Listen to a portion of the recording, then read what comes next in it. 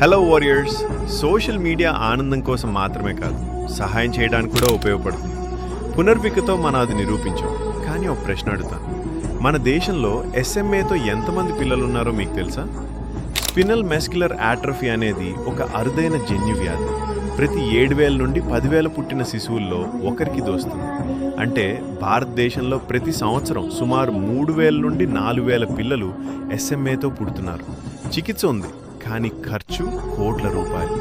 అందుకే తల్లిదండ్రులు సోషల్ మీడియాలో వీడియోలు పెడుతున్నారు. అది సింపతి కోసం కాదు, అది వారి పిల్లల ప్రాణం కోసం పోరాటం.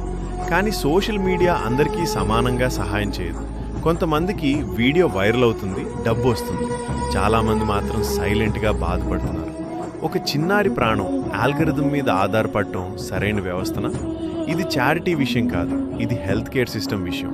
మనకు అవసరం ప్రభుత్వం నుంచి పూర్తి రేర్ డిజీజ్ సపోర్ట్, మందుల ధర తగ్గింపు, ఇన్సూరెన్స్ కవరేజ్, పుట్టిన వెంటనే న్యూబార్న్ స్క్రీనింగ్ తప్పనిసరి చేయడం. సోషల్ మీడియా ఒక ఆయుధం, కానీ శాశ్వత పరిష్కారం పాలసీలో ఉండాలి. ఒక పిల్ల ప్రాణం ట్రెండ్ మీద ఆధారపడకూడదు.